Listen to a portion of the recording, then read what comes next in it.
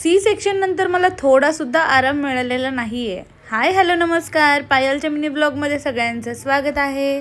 तुम्हाला सांगते झालं काय, आराम मला कसा नाही मिळाला आहे. कारण की ना सी सेक्शन झालं ना माझं, तेव्हा दुसऱ्या दिवशीच मला लगेच उठावं लागलं. कारण की माझी पिल्लू होती NICUमध्ये आणि मी दुसरीकडे होते. तर त्याच्यामुळे ना मला माझ्या पिल्लूला फिडिंगसाठी सारखं जावं लागत होतं आणि थोडंसं लांब होतं तो वॉर्ड आणि माझा वॉर्ड, पिल्लूचा आणि माझा. त्याच्यामुळे ना माझं खूप जास्त चालणं झालं आहे. सी सेक्शन नंतर दुसऱ्या दिवशीपासूनच मी चालली आहे भरपूर. आणि तुम्हाला तर माहिती आहे हॉस्पिटलमध्ये मी आणि माझं बाळ आम्ही दोघंच जण होतो.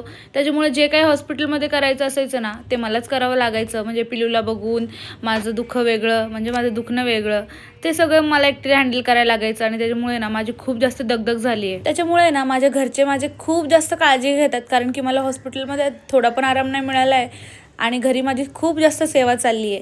त्यातून पण आहे ना मी छोटी मोठी कामं घरची करतच असते. आणि रोज प्रत्येक मला ओरडत असतो की आहे ना तू आरामच करत नाही बाई, आत्ता आराम करून घे, नंतर तुला जे काय करायचं ते कर. पण एक सांगू का, मी सीझर नंतर लगेच दुसऱ्या दिवशीपासून चालते ना, त्याच्यामुळे माझी रिकव्हरी खूप जास्त फास्ट होती असं मला वाटतं. सीझर नंतरचं माझं डेली रुटीन आहे ना मी तुमच्यासोबत लवकरच शेअर करेन. ब्लॉग कसा वाटला कमेंट करून सांगा. Okay bye.